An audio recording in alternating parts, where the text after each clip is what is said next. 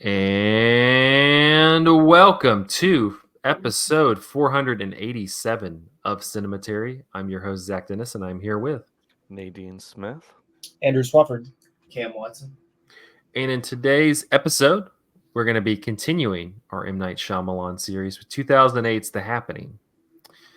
And of course, in part one, we'll be talking about movies that we saw this week. But I know this is the highly anticipated M. Night episode because this is over part one just to get to our happening thoughts. Really, yeah, we're just gonna mow through it because I can tell you that even 10 plus years later, people are looking for the happening takes.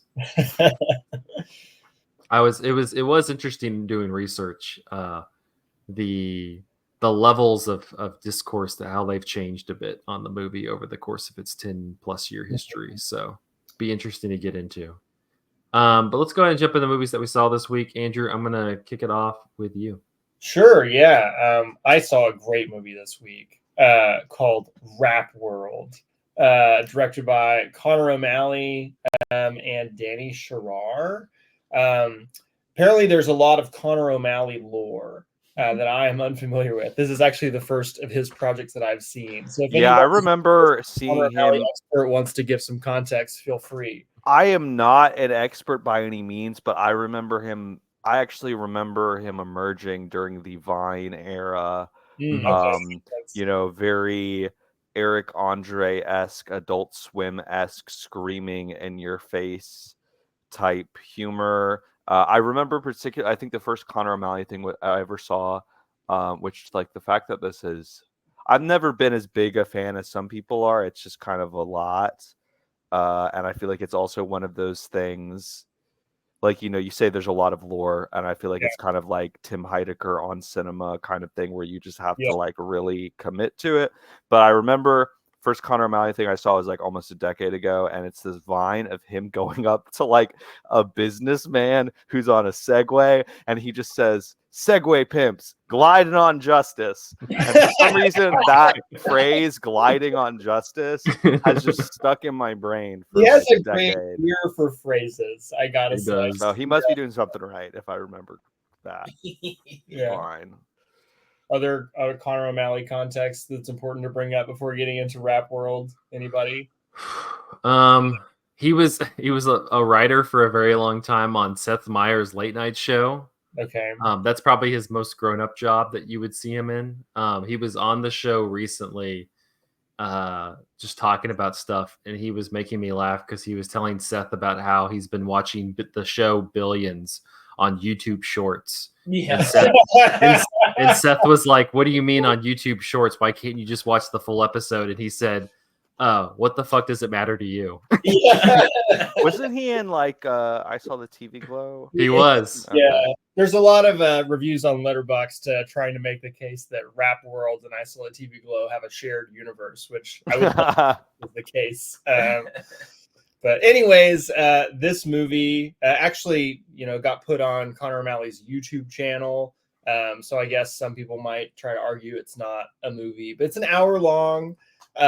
One of the best like visual media things I have engaged with this year.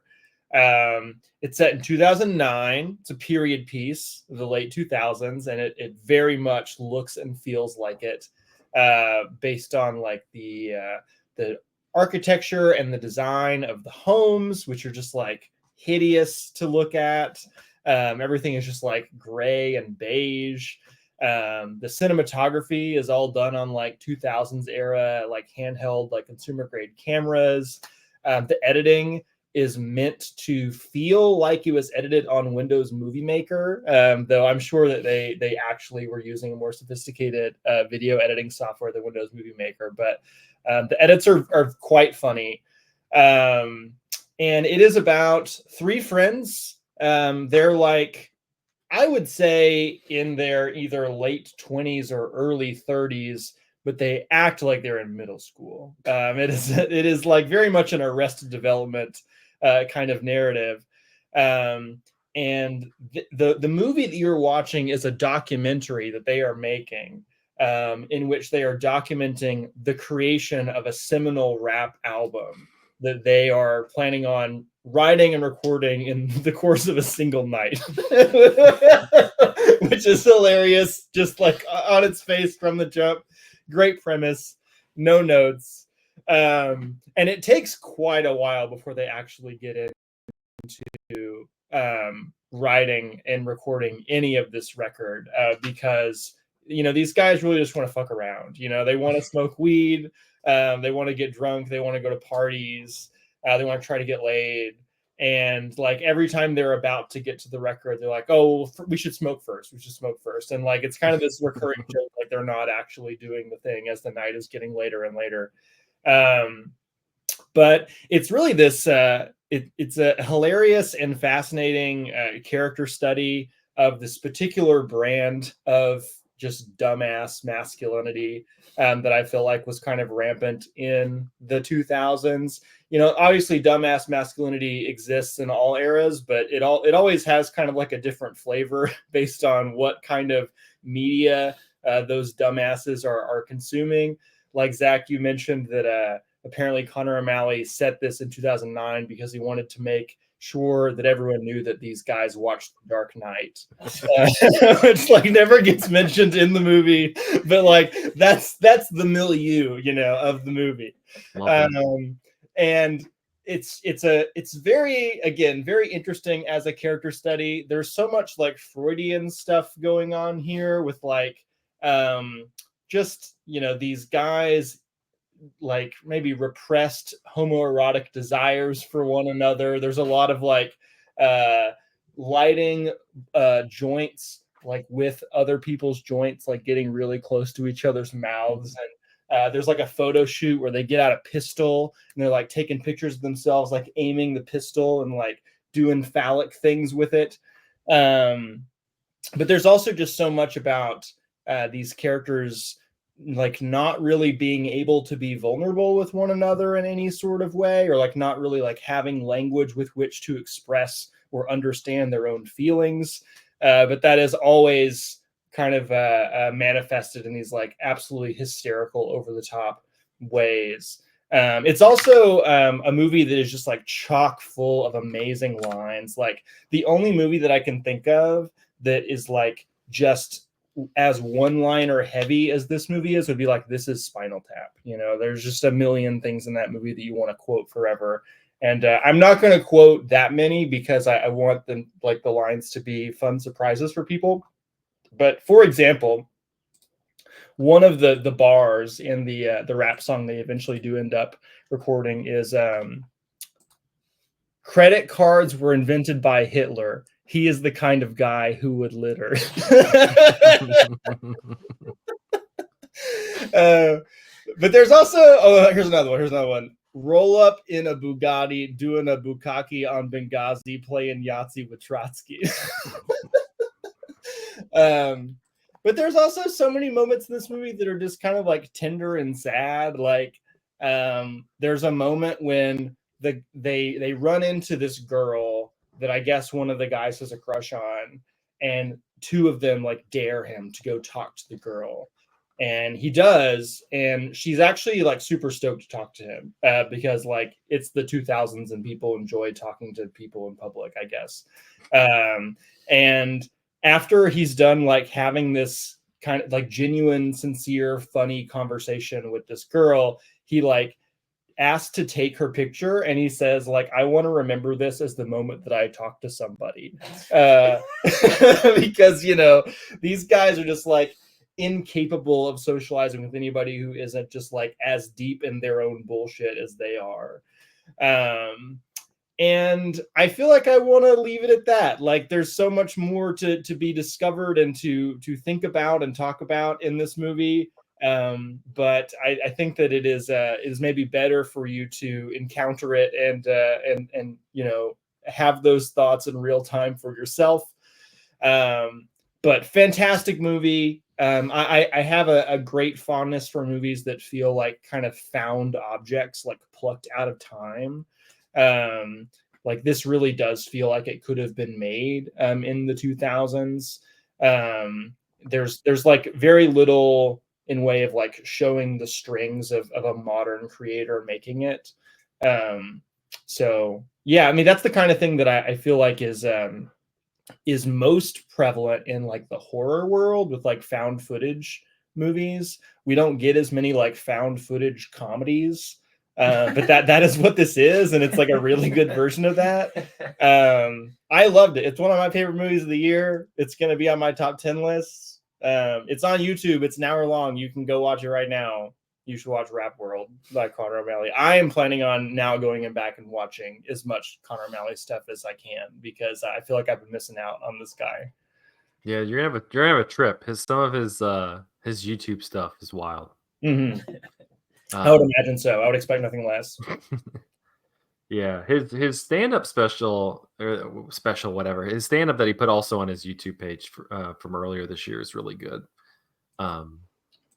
So I would definitely start there. That one's pretty recent. I will check it out next. Nice. All right, I'm gonna toss it over to Cam. Okay, so a couple of days ago, me and my partner Jessica saw Anora, which I don't know if everybody here has also seen Anora. Me and Zach have. Nadine, have you seen Anora? I have not. I have seen 2 movies from this year. So That's crazy. That is so real. Like I feel that so much in my heart.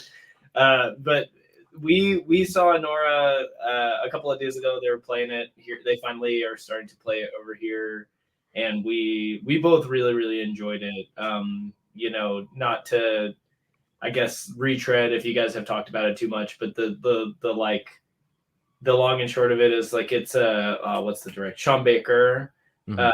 He is it's about a exotic dancer who maybe does a little bit more on the side, who kind of gets involved with like a Russian oligarch's kid, and it kind of becomes like a comedy of errors on terms of them, like his parents finding out about it and trying to kind of like undo their relationship, in both like legal and like emotional ways or whatever.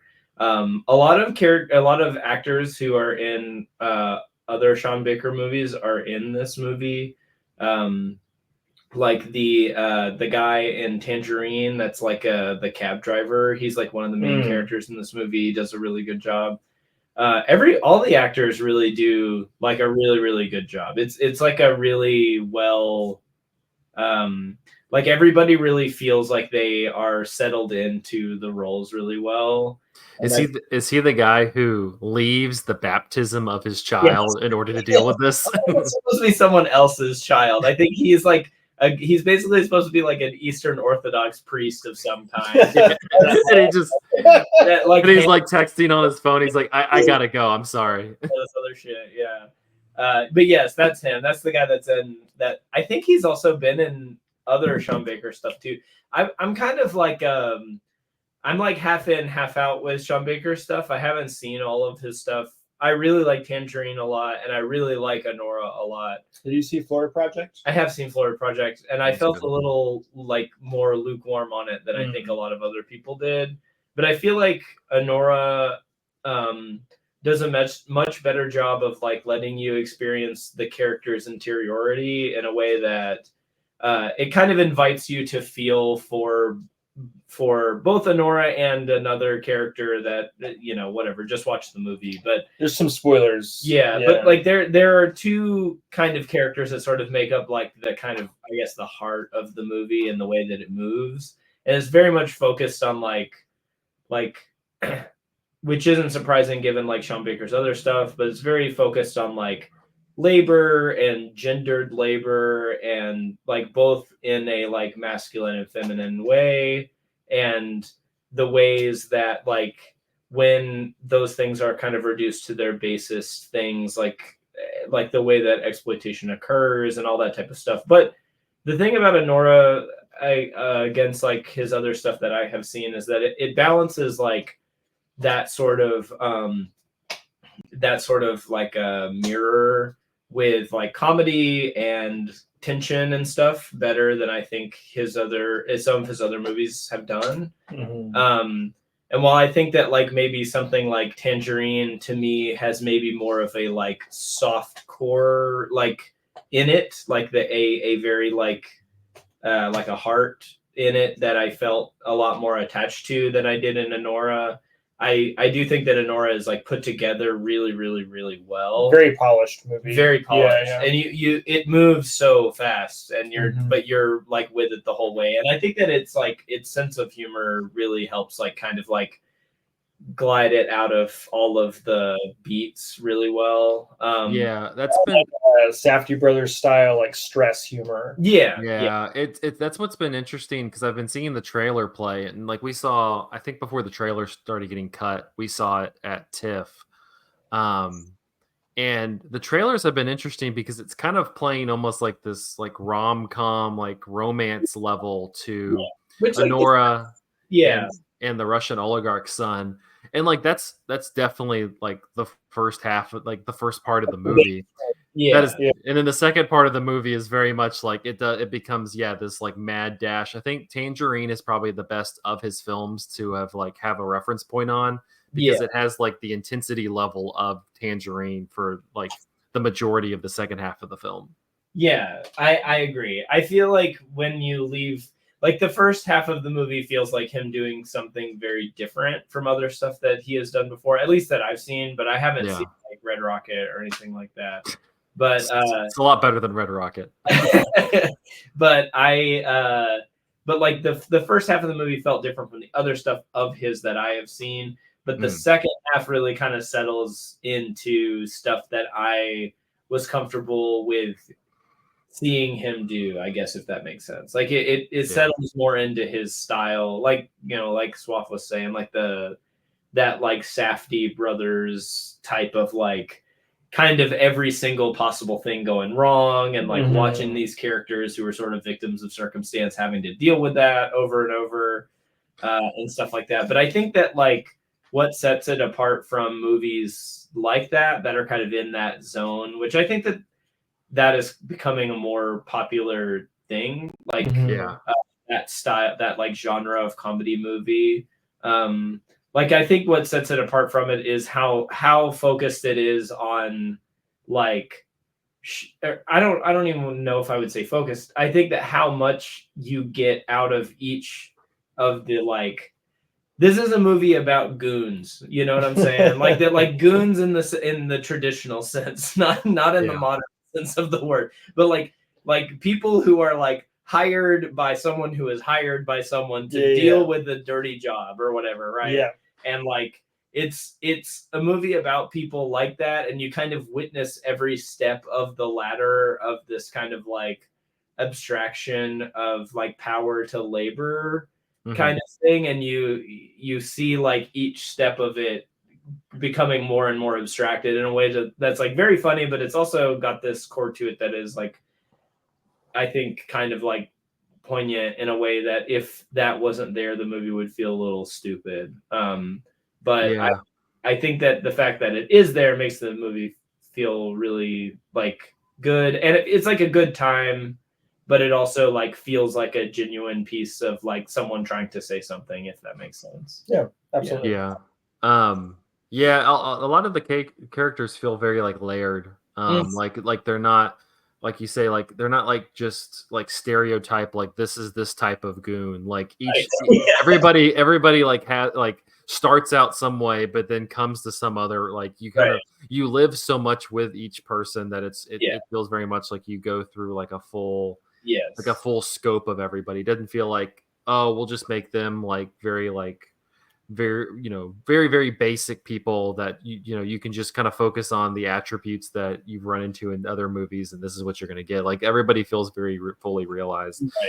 That's kind of the thing with the trailers, is I'm like, I don't think the trailers are portraying like how funny this movie is. It's a really really funny time. Really funny movie that has like lots of like it like the comedic timing and like the like setup payoff bit like rate is very high. Like it's like it's doing bits at a crazy like rate per minute kind of thing, in a way that like you don't I don't think really comes through in the trailers, although I only ever saw like 2 of them, so I don't know.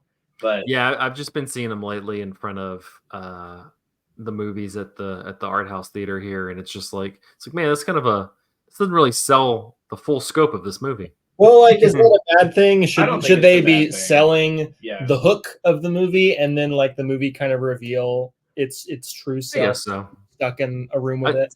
It's more I'm watching it and I'm just like, man, I remember like 50 funny parts in this movie that I kind of want to see on the trailer, but I'll just go see the movie when it comes out this weekend for us. Yeah. So yeah, definitely, I definitely recommend going to see Anora. It's really, really good.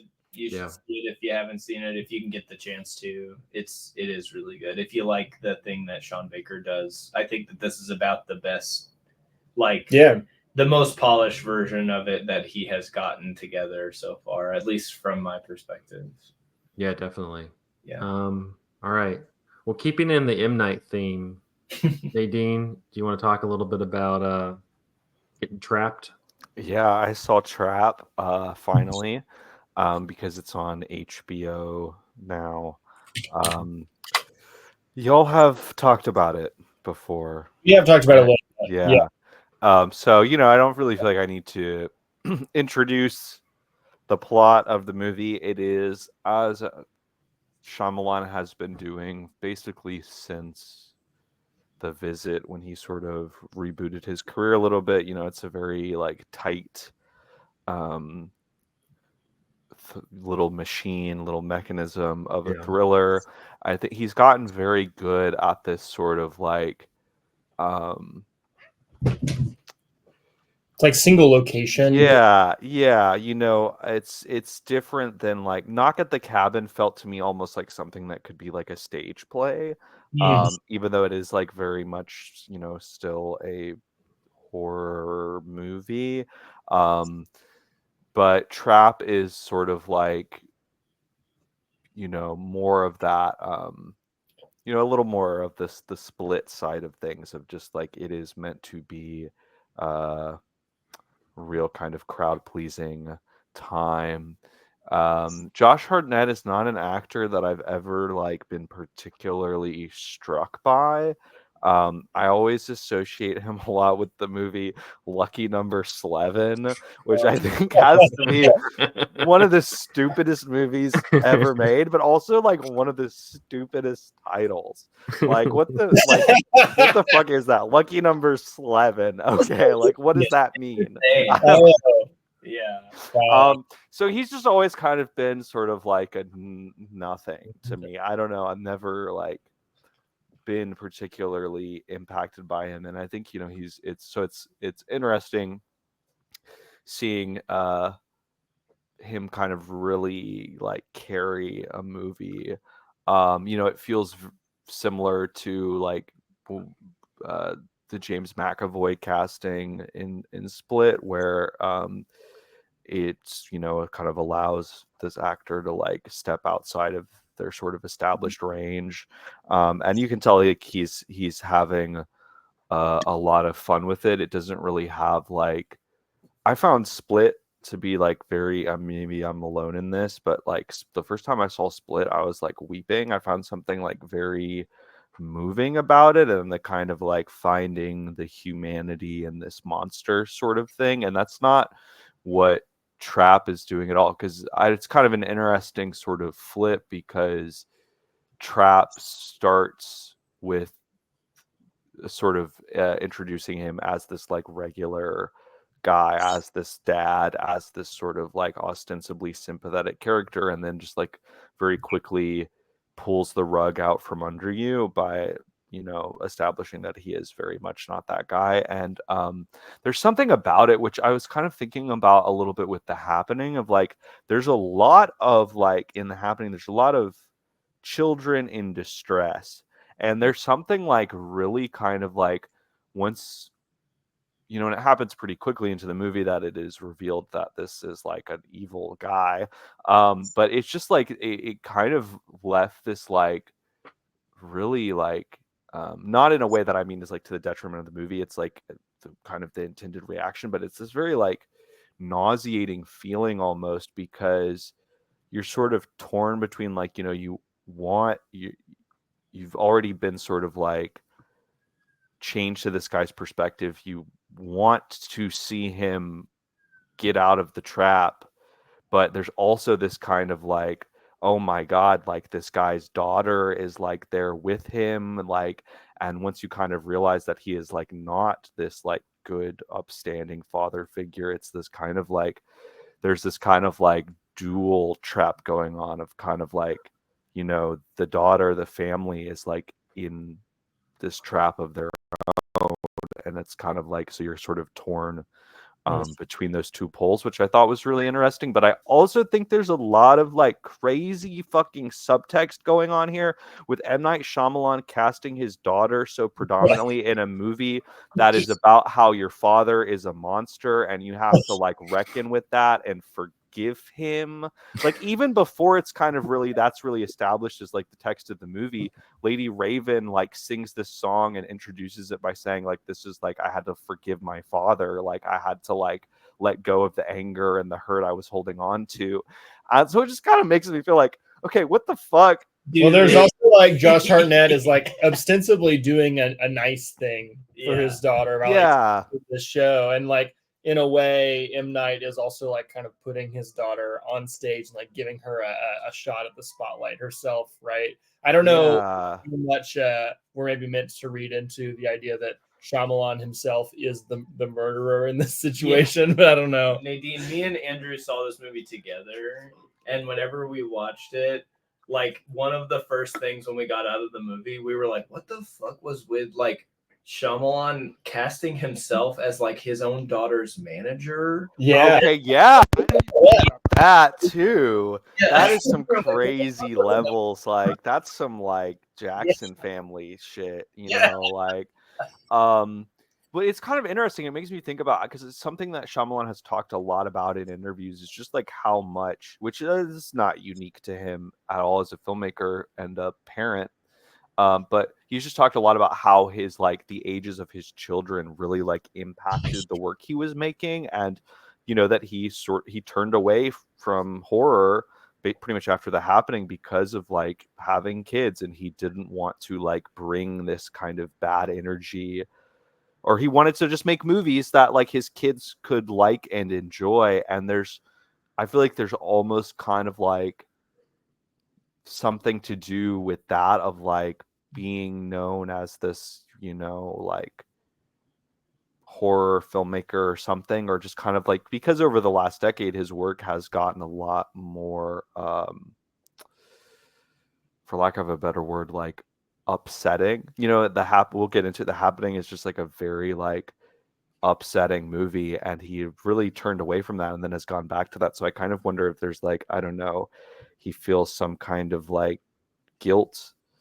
But you know, it's whatever. It's just like very interesting, lots to unpack there. And then the kind of the way that it sort of switches and Lady Raven becomes kind of like the protagonist of a lot of the second half of the movie was really interesting, and not really like the direction that I expected the movie to go in at all. I kind of had a feeling pretty early on that like, oh, you know, spoilers, that like he is gonna get out of the trap, which is like literally how the movie ends. Like he gets out, you know, just like, and it's sort of, you know, it's kind of one of those things where people are like, oh my god, there's room for a sequel, but it's not really like setting anything up. It's just kind of like, this is going to continue forever.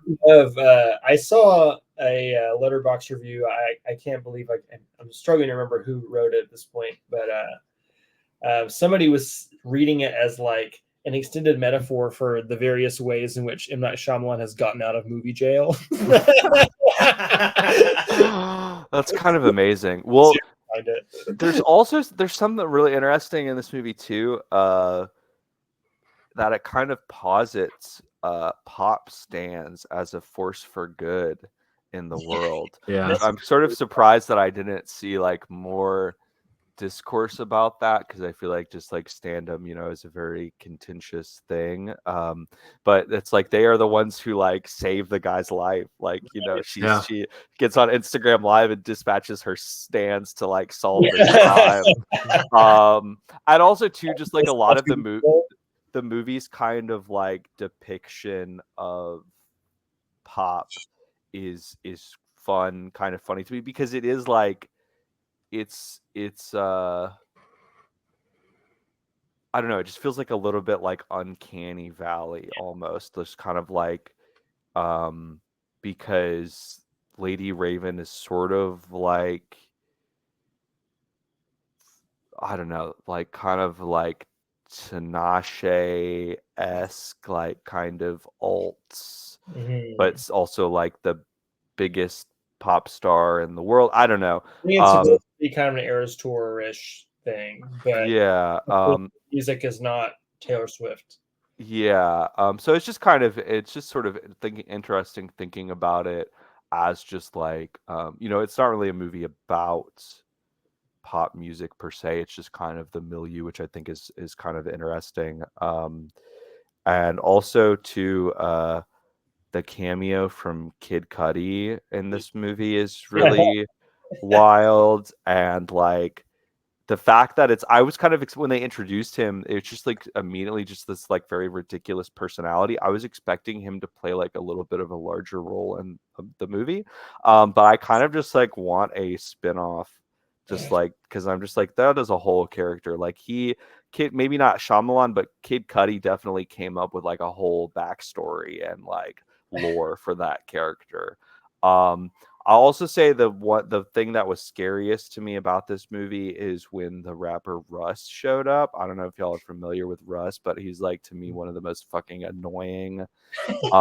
This guy literally like it's a sort of like I don't know, one of those rappers where people are like, oh my god, he's so like deep, he's so like introspective, like and it's just like he's not really. Like I first came on my radar because after Lil Peep died in like 2017, he was wearing a shirt that said like, how many Xans do you have to do to like before you realize you're a fucking loser? So he's just kind of like one of those guys who's just like, I'm smarter than everybody else, I'm better than everybody else, and like and he shows up in this movie as like one of Lady Raven's collaborators, and it was just a very strange stunt casting choice to me. And so I just kind of Shyamalan keeps us guessing. Yeah, even though like I was saying, the movie's not really about pop music, I would be very interested to just like hear Shyamalan's takes on pop music. I mean, I'm sure he's not really like, again, like Andrew said, it's more kind of a vehicle for showcasing his daughter's music, but it feels like a very kind of like dad movie in a way where it's just like, here's my daughter's art. Yeah.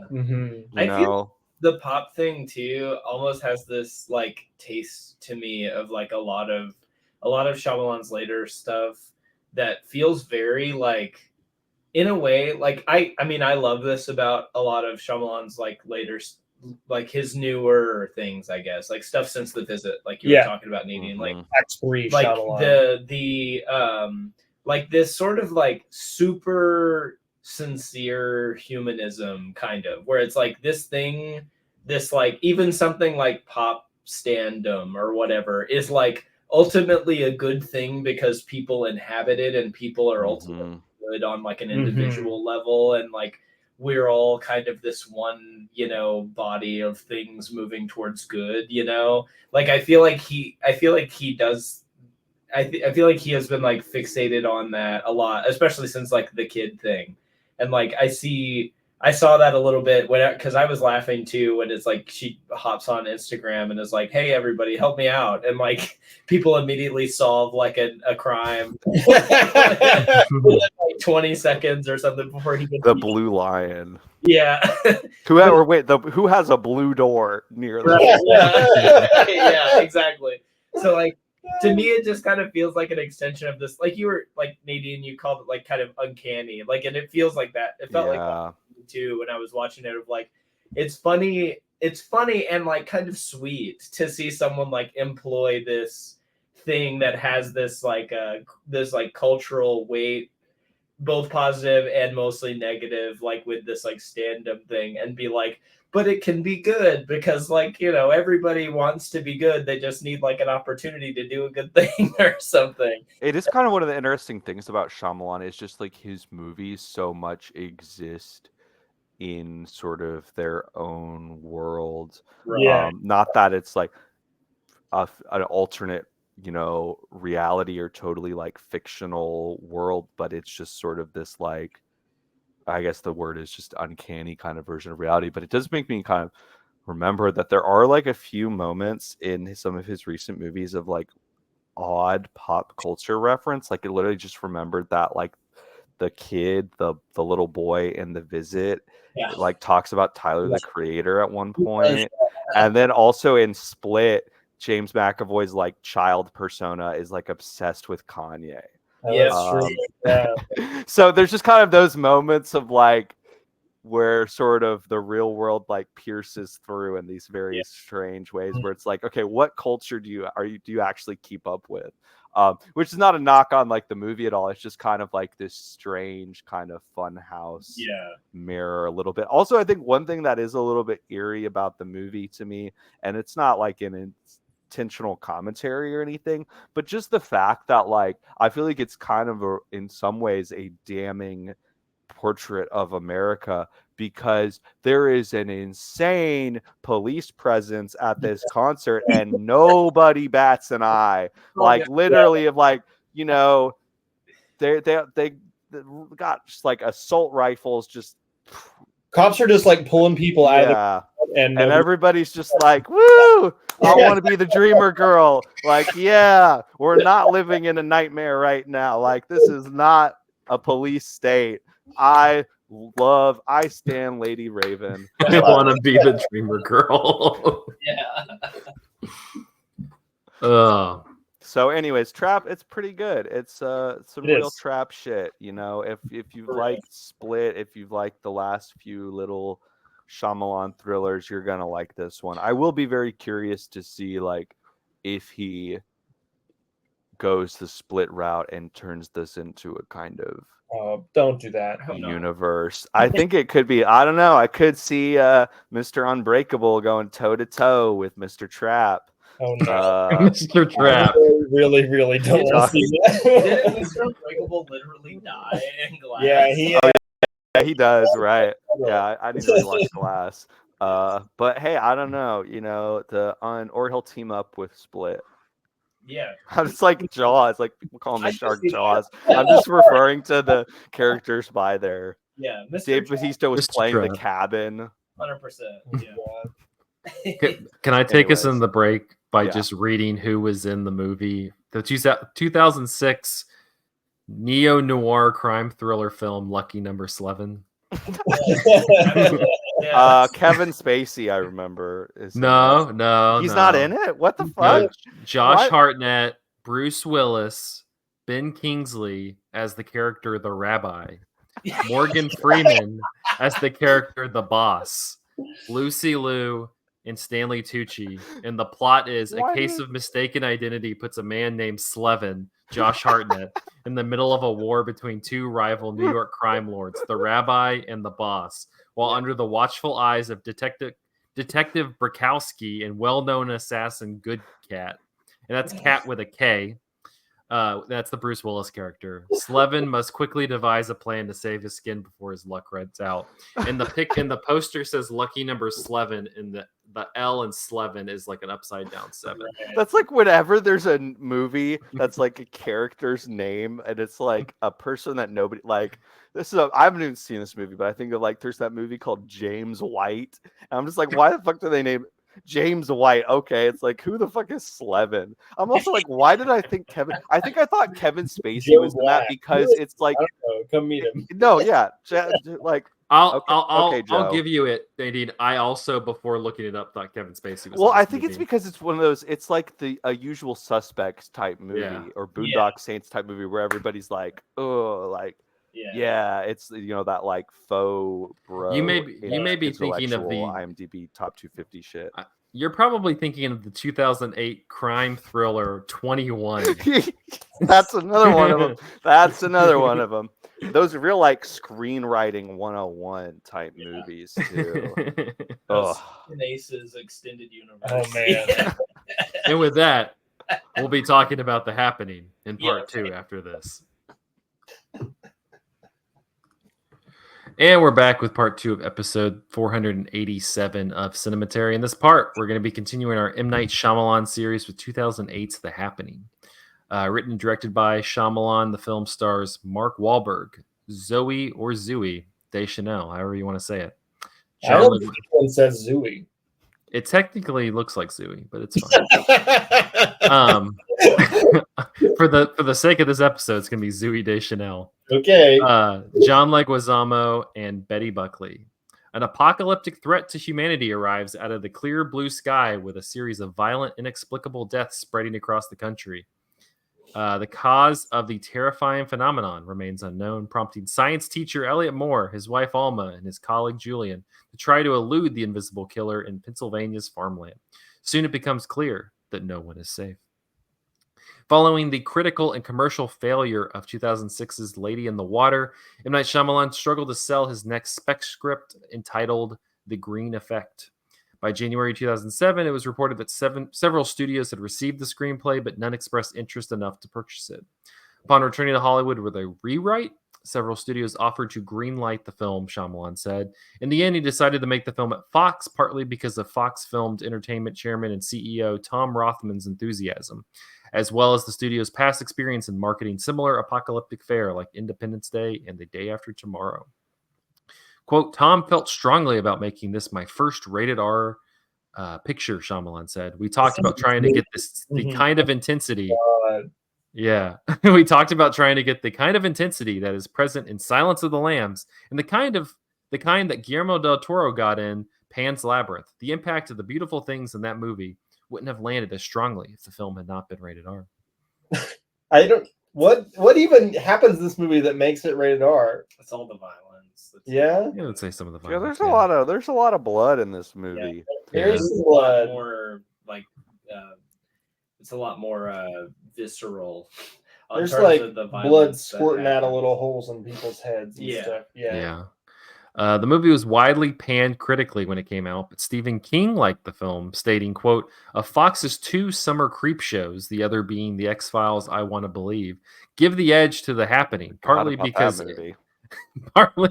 M. Night Shyamalan really understands fear, partly because this time he's completely let himself go, hence the R rating, and partly because after Lady in the Water, he had something to prove. The Happening has also attracted academic attention. Joseph J. Foy, professor of politics and pop culture, described Shyamalan's film as an expression of, quote, post-environmentalism, in which traditional paradigmatic politics are replaced with a call for the world to, quote, embrace a revolutionary reevaluation of wealth and prosperity, not in terms of monetary net worth or material possessions, but in terms of overall well-being. No, it doesn't. Not even a little bit. I know that's what sells academic publishing gigs, but no, it doesn't. Hold on, but he praises the highly complex narrative in which Shyamalan weaves contemporary environmental challenges with hard science and social theory to create a, quote, nightmarish future that may advance the type of dialogue that can truly change the cultural conversation. Starting conversations, getting people talking. Mark Wahlberg offered his own opinion of The Happening in 2010, saying that Amy Adams, who was in consideration for the role of Alma Moore, had, quote, dodged the bullet by not starring in the film. He said, quote, it was a really bad movie. Fuck it. It is what it is. You can't blame me for not wanting to try to play a science teacher. At least I wasn't playing a cop or a crook. I love that line. You can't blame me for wanting to play a science teacher. You can't blame me. You can't science teacher for not wanting to play a science teacher. Is he saying that he didn't attempt to play a science teacher in this movie? Yeah. he wanted to teach the youth. Yeah. Deschanel told IndieWire in 2022 that she still enjoyed making the movie. The director M. Night Shyamalan, I called him Night, had a strong vision, and we were all trying to do what he wanted. I trusted him because he's a great filmmaker. I didn't know until I saw the film, but I think he was going for a stylized horror, like The Birds. And maybe people didn't get that. I had a blast working with Knight and Mark Wahlberg, but while I've done serious drama, I'm not sure I fit with thrillers. I find most joy in doing comedy. In 2019, Shyamalan said he took some responsibility for the way the film turned out. Quote, I think it's a consistent kind of farce humor. Like The Blob, the campy 1958 debut of actor Steve McQueen, featuring a mysterious growing amoeba that takes over a small Pennsylvania town.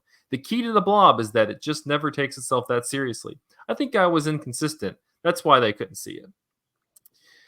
2008, the New York Times said, by the time the story shifts to a town where people are hanging from trees in overly neat formation, the image of mass suicides has been drained of its shock, and a human calamity is revealed to be an aesthetic choice. Something is happening, all right, but Mr. Shyamalan, who certainly appears to enjoy playing God, doesn't seem to care much. But what is happening exactly? Is it the end of the world? A blip on the green screen? A Chernobyl rerun? Al Gore's worst nightmare?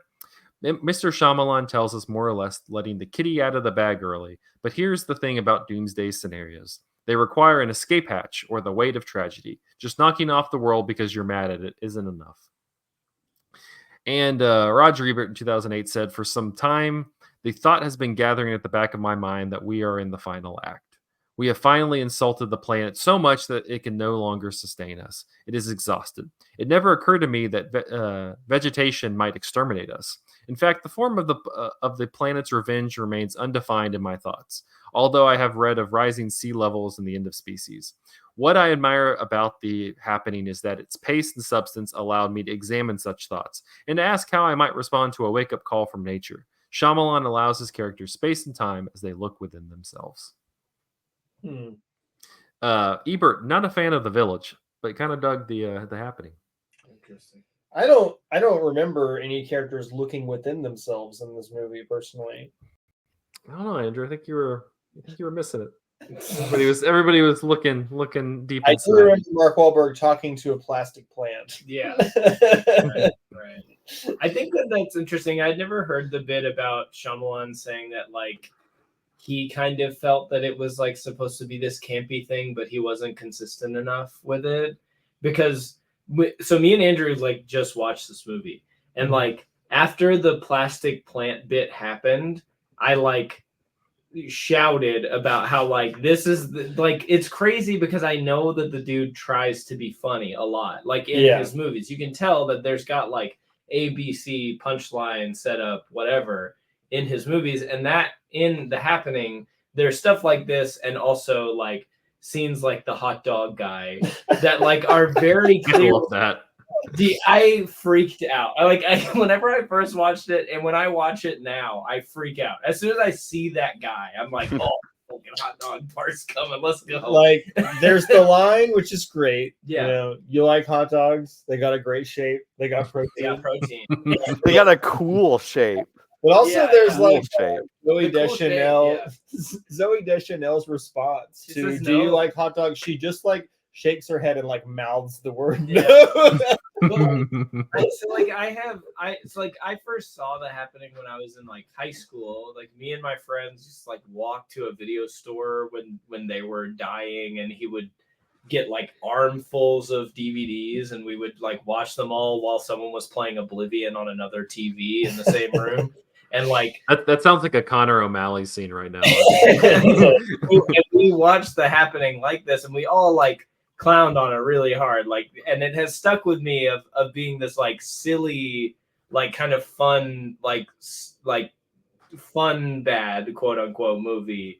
But like there are things about it that like in retrospect, I wonder how much of it is like him trying to be funny, and how much of it is just like that getting lost in the tonal shit of like him being pushed to make this rated R thing. I don't know. I think he's also trying to be serious too. Yeah, but it's like it's interesting, I guess, because I've never like delved into how Shyamalan himself feels about this movie in retrospect. But it is interesting for him to hear from like the director himself that he's like, I should have like kept the tone consistent, and then maybe people would have liked it a little more, because I have always thought that like part of the thing that makes it so funny is it is this like harrowing, crazy shit right next to like the like goofy, like extremely goofy shit, like that kind like that sort of like mismatched emotion is what makes it feel weird. They're like in the midst of this this catastrophe that's happening. People are killing themselves. They don't know why they're doing it. and Mark Wahlberg and Zooey Deschanel are arguing because she got tiramisu with a coworker once, and he won't stop calling her. Tiramisu is how she. I feel like when late in the movie when Mark Wahlberg like tells that joke about Yeah. like Oh, seeing God. the hot pharmacist or whatever, and she's like, "Are you joking?" And he just kind of like nods. He almost feel like- a totally superfluous bottle of cough syrup. Yeah. I feel like that's that is kind of like the movie's approach to humor, where it's just like, "Yep, I'm telling a joke." Like it's just kind of like it's not a joke. Yeah, it's just kind of like, I don't know. It's a very strange whiplash, like the experience of this movie, and I feel like there is some element of it where, like with the humor, where it feels like it is trying to sort of convey something about like people's inability to sort of like react in a like just the fact that like they're trying to like constantly kind of disarm these situations by like not making light of it, but just like by uh telling a weird joke or something like that. But I feel like that element is just like gets a little maybe muddled in like the performance. It's just kind of very strange. I feel like to a very like polarizing choices for on both ends for kind of the lead couple in a movie. I feel like they're both actors that people have some strong reactions to. And they both can be good. Yeah. I guess like one thing that we haven't really spent a lot of time talking about in the series yet is the weird Shyamalan speak that his movies slip into so often, and like the question of how much is this just kind of like how he writes or how the worlds of his movies sound versus how much of it is like maybe not good writing. And I think that in recent years he's like worked with actors who are far better at delivering his weird stilted dialogue than the actors we see here, right? I don't know. I think Mark Wahlberg's absolutely perfect for this because like I said it before, like he says wild shit like just in real life. Like I mean, this guy said that if he was on one of the planes going toward the World Trade Center on 9/11, he would have stopped it. Like he said that like in a serious context. Like he's just just says wild shit all the time. And so the fact like the stuff that he says in this movie, I'm like, yeah, that tracks for like Mark Wahlberg. Like that tracks for something like that weird and crazy that he would say. That really, it seems like you're like, he's not serious about that. He's 100% serious. Something that me and Andrew have talked about a little bit like before was that like Shyamalan likes to do this thing where, and like Nadine, you kind of talked about this as well before when you're talking about Trap, but like he likes to kind of like cast against type a little, like of like, doing like Josh Hartnett in Trap, or like Batista getting this chance to play this very like coiled, reserved character in Knock at the Cabin. And he's normally typecast this, like a goon or like a big like dumb guy or whatever. And then like even when Sixth Sense came out, like casting Bruce Willis as like a psychologist was kind of like a weird move, right? I think even like Mel Gibson in Signs is even a little bit kind of playing with that too. I think that he likes letting these actors kind of like play in spaces that they normally don't, and I just think that like Mark Wahlberg didn't have science teacher in him. Like he couldn't get there. Like whenever Shyamalan went to Batista and was like, I want you to play this like this radicalized religious fundamentalist, but you have this like anger, but it's coiled and you're aware of your physical stature and how it could like, intimidate people, but you don't want to intimidate people. He like had that. He found it immediately. Like he found this like perfect thing. Like he plays that character so well in Knock at the Cabin, where he's like right in that zone. but like whatever zone was like being tried to aim at, like by Shyamalan here, Wahlberg here, like he couldn't find it. I don't think though that it is entirely Mark Wahlberg's fault. No, like I think that yeah. the writing for the science teacher bits of this is just bad. Like, and also just like as a teacher, it is always so fascinating to me to see how people write a teacher in a classroom with students. Like, what does that sound and look like? And so often, as in this movie, it's just like a teacher walking in a room and like saying something off the top of their head. And like that, we're just going to go with that for the next 5 or 10 minutes. I'm just going to grill all of my students on what they think is causing the disappearance of the bees in an article that I read from the New York Times. You've never stared at a student and gone, like, you got like 5 or 10 years of hotness left. Yeah. Those is gonna keep growing, dude. And then ultimately the point that he's kind of leading them to, I suppose, intentionally or not, is like, yeah, we just can't. Science actually doesn't have the answers. Yeah. Rules. It is a rules. That part of it is so funny, amazing. The like symmetry of the kid, 15-year-old dumbass at the beginning of the movie being like, so it's nature and science can't explain nature. And then at the end, there's like a Larry King knockoff thing. Yeah. And the guy's like, here's the deal. It was nature and science can't explain nature. Word for word. Amazing. Yeah. yeah, like the phrase "act of nature" is. Yeah. I don't feel like that's really a thing, an expression you hear a lot. Well, but it is what you hear, right? And maybe that could be in keeping with the kind of I don't know, vaguely spiritual streak running through all of Shyamalan's movies. Like, we can't truly ever know what's going on in like the spiritual or the natural world.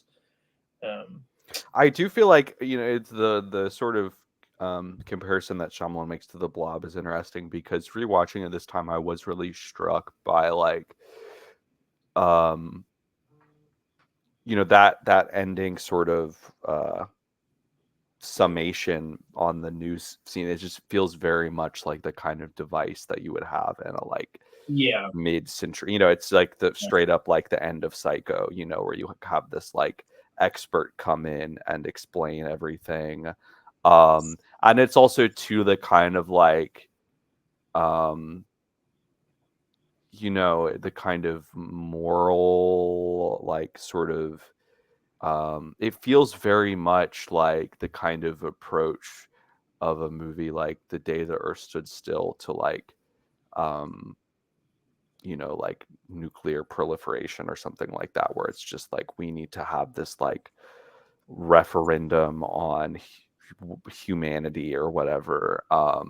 You know, I think it's kind of like, we were talking about this with The Village, where it is The Village, you know, I feel like there's a way you can interpret it as being this sort of reaction to just like the war on terror and kind of like the climate of the times. And I feel like The Happening is a little bit similar, where it is sort of like, it is a very like, in some ways like post 9/11 kind of movie. I mean, the most, I think, literal image is like when you literally have like the bodies falling from the sky at the beginning. Like that just feels like a very kind of clear image to me. But I feel like the thing about Shyamalan is that he is sort of like emotionally reacting to these things. He's never really like providing an answer or like a prescription or sort of even like, I think it kind of goes to some of that sort of like uncanniness we were talking about with Trapped, where in that context it's like the like Trapped's depiction of like pop culture that's uncanny. But I feel like with these kind of like society movies of Shyamalan's, there's a little bit of an uncanniness too, because it's not like actually making a specific point or it's critique. Like, it's just kind of like political, right? It's just like, we have a problem, guys. Yeah, I think that like that, you know, kind of to like bounce off of the beat of it feeling like a 1950s like moral thing. Like I feel like that definitely feels like the parts of the movie that work the best is when it feels like it's like really doing that. And I feel like where it starts to kind of like spin out into into territory where I feel like Shyamalan kind of like loses a grip on it is when it's like trying to hone in really hard on like Mark Wahlberg and Zoe Deschanel's like interpersonal, like intimate romantic relationship.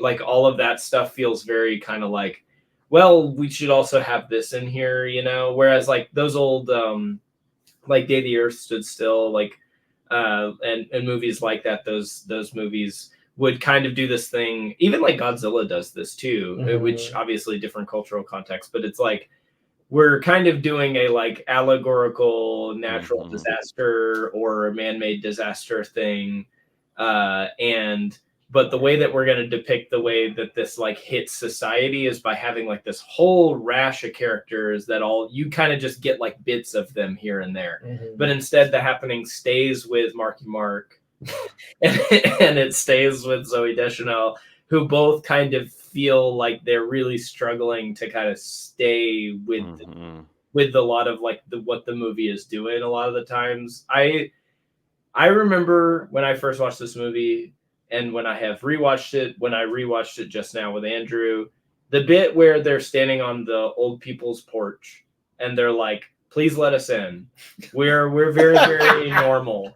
And then they like Mark, like the whatever Elliot, that guy, the Marky Mark character, he decides to like start just like he's like hold like water, keep on rolling. Like that's how you prove you're normal in a like life or death situation. It's like 2 children killed, by the way. In like a yeah. Where like you never see the person shooting the gun just kind of emerges from the door. Looney Tunes style like gun comes out, blasts these 2 kids because he decides to like do this. I mean, it's obviously there's more happening at the time while the kids is trying to break the door down and all this stuff. But it feels like a direct response to like, we're normal. Here's how I prove we're normal. I'm gonna start like doing this thing and singing, and like that to me feels like the part of the movie that starts to like unravel, but also I kind of love that part of it. I mean, yes, if the movie was just wall-to-wall hot dog scenes, like I would absolutely love 100%. For me, I for what I love about this movie though is like the others is like it is genuinely very like horrific to me in a way that Shyamalan's other movies are not. Like both I just kind of a lot of the whole premise of it, of just like this, like the opening stretch of the movie with just like all of these people like killing themselves, like and some of the specific like seeing Shyamalan's kind of like set piece contraption storyboard brain, but like applied to this just like very like this. What really fucks me up particularly is like when the scene with like the gun being passed around, and you're not, you know, you see the first police officer shoot himself, but then you're just seeing people's feet as and the gun, and it's like he's doing like a Spielberg oneer. Yeah, no, exactly. And so seeing that kind of like, you know, kind of flashy visual storytelling brain, but applied to this thing that's just like really horrifying. And it's just like, I don't know, just this, he's not, you know, a particularly gruesome, bloody filmmaker. And there's a few points where it's a little bit too much, like maybe the scene with the viral clip of the guy getting his arms ripped off is a little bit hacky, but some of the stuff is just like the dude laying down in front of the lawnmower like really fucks me up. And I really love too, like just a lot of the, and I wish it leaned more into it, but what I really love about this movie is the kind of like the like environmental texture, both like the sound design and the way that like the wind is like a central character, but also to like the cinematography. Like Tak Fujimoto does a really great job. I feel like just like the leaf, the foliage, you know, it's like it starts off very green and lush, and then as the movie goes along, it almost becomes this like black sort of hue, and it's just like you know, there's just a lot of shots just kind of like staring into the foliage that Yeah. take on this kind of haunting resonance to me. Yeah, and I've heard some people talk about this film like in relation to the pandemic, and I think at least for me, the thing that kind of like linked the pandemic to this for me was just like the early scenes of just people like dying, and you like don't understand why it's happening, and just kind of like the immediate like shock of like, oh, this is happening, and you don't have like a lot of concrete information on what's going on, and so you're just kind of like watching the news and just trying to take in what you can, but also like people are like dying and like gone, and you're just like, what the hell's happening? I feel like it does kind of capture that to a degree, especially like in that first scene in Central Park, the scene like you were talking about, Nadine, where the guns being passed around, like you just kind of get like this sense of like you don't have a firm idea, but something is happening that is like, it's not even like scary, it's unnerving because it seems like natural but at the same time unnatural. And I feel like at least that aspect of it speaks to like the kind of 2020 experience. I think that is good. I also think, and rewatching it this time, I think that one of the things that stood out to me as like an effective kind of like tension thing that is done, that I did like still feel as like, you know, even though it's kind of sliding on and off of the movie, like the bit where like they kind of like see the bodies and they turn around and then they like run into the MP guy, and then like a bunch of people have all kind of like turned around and they all kind of find Kendall themselves. Roy. They do. They run into Kendall Roy. Yeah, like a succession head. There's two of the four Roys are in the con heads. Yeah, but like there's a bit in it that I didn't realize before of like, so like that the character that Jeremy Strong is playing, the like army guy, like is very like desperately trying to take kind of command of the situation and trying to like establish both for himself and the people around him, kind of project authority of like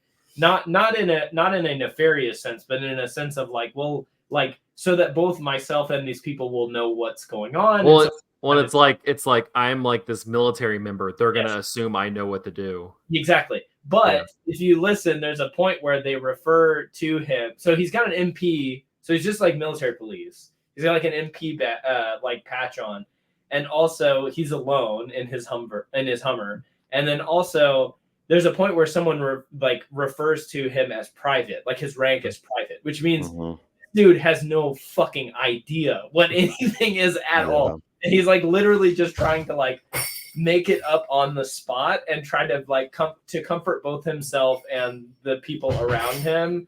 And like, which is further kind of emphasized by the fact that he's like, yes, we have an expert here. It's a real estate agent.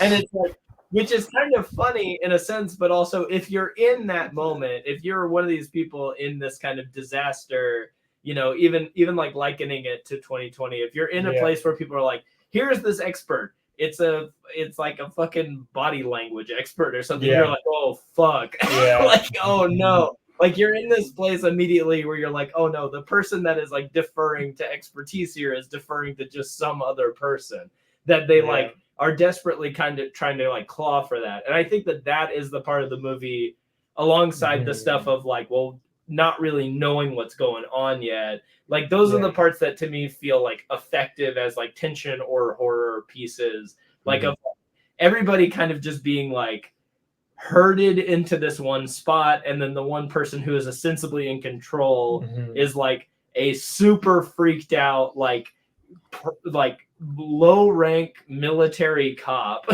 who is like, I have no fucking clue what's going on.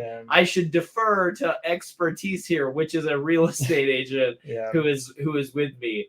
And like that kind of thing to me does like kind of strike more like in a like scary adult horror feeling of like being like, oh no, like no one knows what to do, including the people that in a disaster you kind of hope would know what to do. Post 20, I would say that like that aspect of it does stick out to me. Like, Yeah. we don't really know how the thing works yet. You know, there Yeah. were phases of the COVID pandemic where like people were wiping out their groceries and stuff because we weren't sure how Yeah. it spread. In the classroom, I was asked to wipe down all desks Yep. at the end of every class. And it seemed like we were kind of getting different news all the time of what exactly the thing was. So that there is a little bit of more of like truth that is rung there with the happening, though I don't necessarily know if it makes for good drama really. Like if it really is just something is happening and no one knows what it is, like it's a little bit hard to get invested or feel like that there are I don't know, stakes or I don't know, like it reminds me of that horror movie that came out several years ago, It Comes at Night, where it never really defines what the it in the title is. And like the idea is that leaving ambiguous makes it more suspenseful, but I think that that's actually not the case. Like you have to show the shark in the first scene to make people afraid of the shark later. Well, the thing that I was like the thing basically that Nadine was saying too is like I feel like if it were, and even I guess that Shyamalan was saying, is that if it were kind of following in more closely in these like kind of like 1950s like body snatchers blob type of area where it's like, well, we've just got like 40 motherfucking characters and we're like bouncing between them, and one of them is Marky Mark doing the "Oh Black Water Keep on Rolling" thing. Like like I feel like the movie kind of beat for beat would maybe feel a little more effective. Like if like it split it where it's like you'd get like, you know, the Marky Mark bits and then John Leguizamo and then maybe the hot dog guy or whatever, and it's just kind of bouncing between them and showing a bunch of people sort of freaking out and like trying to kind of go through this thing. I feel like it would have felt a little better on this like social scale, if that makes sense. Sure. But because it decides to like focus on them, which, you know, there is like credit there of like trying to build this idea of like isolation, I guess. But like if it had like done the thing of like showing more characters deal with it, I think it would feel more effective as a like one of these like you know, social we have a problem movies, you know, like where it's like showing a lot of people dealing with this same horrible situation, as opposed to like two characters that you don't ever really quite get the vibe of properly. Even like by the time the movie is over, it still feels a little like not quite there, you know. And whether or not that is like the fault of the writing or the acting or the directing or whatever, I don't know that all any of of the that above. really I don't really know that any of that really super matters, but I do think that like from a structural perspective, if it had decided to do this like shotgun method of like let's just like lay a bunch of seeds and like watch all of them go, as opposed to doing like you know, New York Times science teacher guy, like I think that it maybe would have felt a little more effective for me, and not just kind of like oscillating so violently between like really effective tense horror moments like, you know, handing the gun around and everybody killing themselves, or like the implied thing happening again, like when like they're on the field and Marky Mark is like, oh, everybody give me a goddamn second, you know, that is the same thing of like you keep hearing the pop because there's like another gun in play, you know, across the hill. Like if it had like leaned more into that and we got that kind of stuff like from different perspectives more, I feel like that is where the movie is like at its strongest, and it kind of vibrating violently between that and just sort of like weird hokey silly character stuff like with Mark Wahlberg and Zooey Deschanel's characters. Like I feel like it maybe would have like landed a little smoother or whatever, you know. Any other final thoughts on The Happening? Does anybody know what Shyamalan's cameo is in this movie? I saw that his name's like Joey. He plays Joey. He's the guy on the phone. It's tiramisu with. Oh my god! So he's got like a cameo voice role. Oh, nice. That's amazing. Yeah, love it. All right. Well, I believe that will wrap up this episode of Cinematary. You can find us on Instagram and on Letterboxd. Our Instagram handles at Cinematary, and our Letterboxd is letterboxd.com/Cinematary. We list all the movies that we talked about in this episode. If you'd like to support the show, go over to Patreon, patreon.com/Cinematary. You can donate as low as $1. You can donate it as high as $10 million. Whatever you choose is available to you. There's not a $10 million. There's not- There should be. There should be. Yeah. Actually, our first patron, Cam, he pays the $10 million one, and that's why he gets to be on the episode. So that's crazy. Just to let you know. Pay to play. Yeah. So Cemetery is just all payola. Oh, 100%. But thank you to our patrons, Cam, Ron Hayes, Tanner Huskins, Teresa Marsathi, and Tyler Chandler. We thank you for supporting the show. Next week, we're going to be continuing, or actually concluding, our M. Night Shyamalan series with 2023's Knock at the Cabin. Yeah, excited to rewatch that one. But yeah, until then, thank you for listening, and we will see you next episode.